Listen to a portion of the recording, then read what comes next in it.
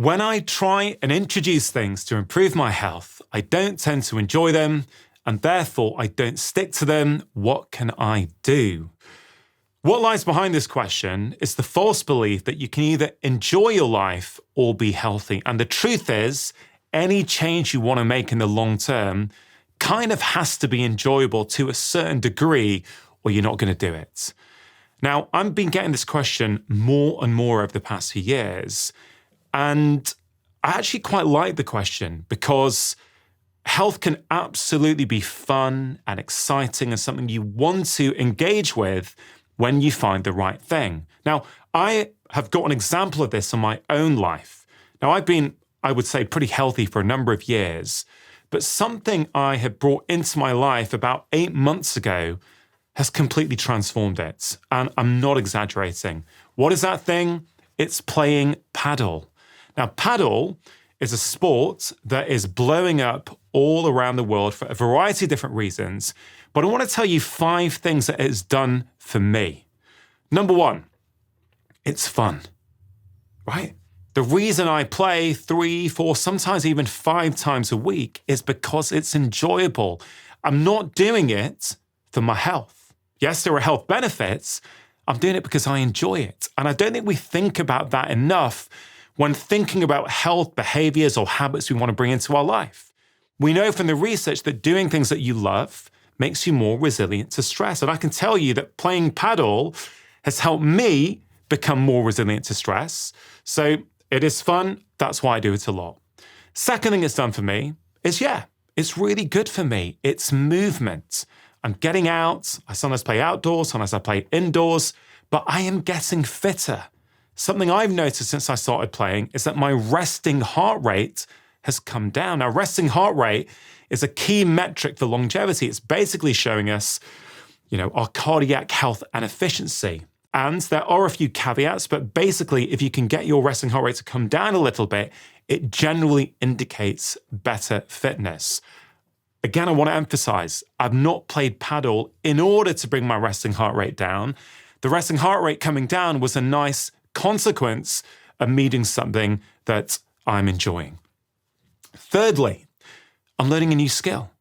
Okay, so I'm doing something that I enjoy, but paddle is something I've never played before. Yes, I played a lot of squash when I was a kid, a lot of tennis, so I'm familiar with racket sports, but this is a brand new game. It's a different racket, a different ball, there's a new set of rules, and I know that as I get older, one of the things that's going to help me preserve my cognition and reduce the chances of me getting cognitive decline as I get older is learning new things. If you've heard my conversations with Dr. Tommy Wood on my podcast, he talks a lot about this and explains a lot of the science. So I'm learning a new skill, which is really good for my brain.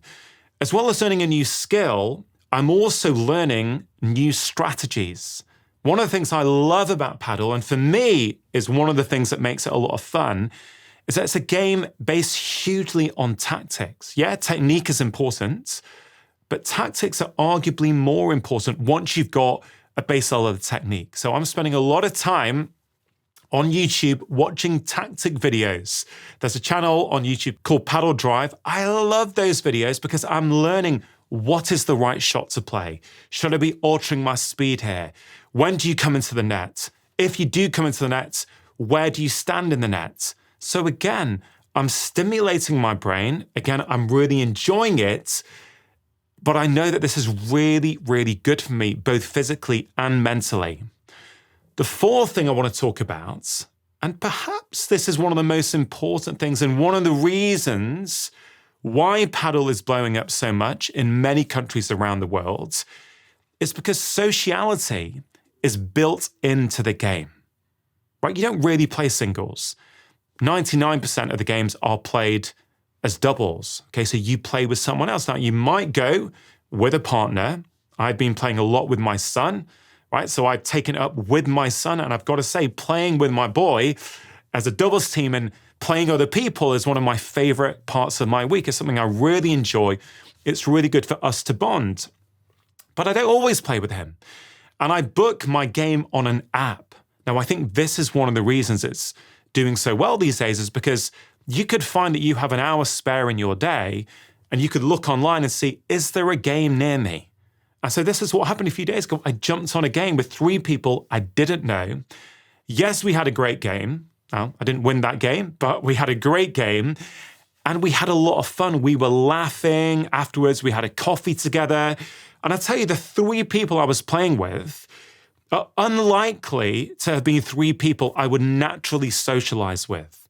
We were from different cultures, different ethnicities, and we all had very, very different jobs. And that's one of the things that made it so much fun. I think in a world now where we think there's so much division, and certainly it seems that way online, I think a sport like paddle, because it has community and sociality built into its very nature, it's almost the antidote to that. You don't really care what political party your opponent votes for. You don't even ask. You don't really care what their job is. All you care about is my partner a good partner? Are the people you're playing against fun people to play against? It's all about fun. I mean, we know that in many countries, here in the UK, we know in North America, loneliness is on the rise.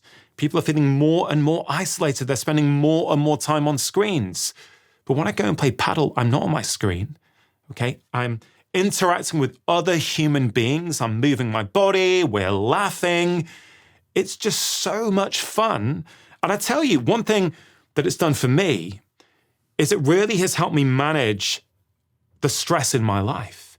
If you're tired of feeling tired, I put together a free guide to help you reset your energy. 3 things I see most often that quietly drain people's energy and what you can actually do about it. You can get the guide free when you join the early access for my upcoming 21-day energy reset, which kicks off on July the 1st. It's a simple challenge built around my 4 pillars of health, 21 days, 1 small action a day, and a community doing it alongside you. There's absolutely no obligation to sign up when the doors open. The guide is yours either way. Just scan the QR code on screen or tap the first link in the description box below. Small changes that will make a huge difference to your energy. When I'm playing paddle for those 60 minutes or even 90 minutes sometimes, I'm not thinking about anything else. I'm not thinking about my emails, my work, what I've got to do at home. Nothing. I'm fully present and engaged in the game. The 5th and final thing I'll say, because I could probably do you a 1-hour video on what I enjoy about paddle. The 5th thing I'll say is that it wakes up a younger part of me. So I'm 48 years old.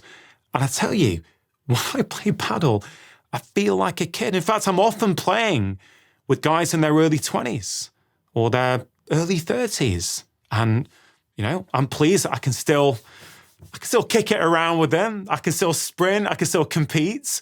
But I really enjoy playing with that age group. And I would say that, yes, playing with them, but also for me, it is such a fun game. Someone said to me, it almost feels like you're playing a beach game, right? So for me, paddle is an enjoyable new hobby that has transformed my life for many of these reasons. And so the question I'd have for you is, what's your equivalent? You don't have to play paddle like me. You may not have access to paddle. There may not be courts near you. You may not enjoy it. Maybe there's a cost issue. I get that. But I think all of us could do with having a think about what is that activity that I can bring into my life. A friend of mine gets it with skateboarding. Another mate of mine gets it from rock climbing, indoor rock climbing. One of my other buddies gets it from cycling.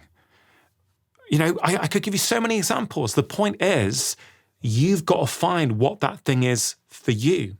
And if you haven't found it yet, keep experimenting until you find it. If you enjoyed that video, I think you're really going to enjoy this one, where I outline 5 powerful ideas that will improve your life immediately. I have figured out over 2 decades of medical practice that these are the tips and techniques that really move the needle.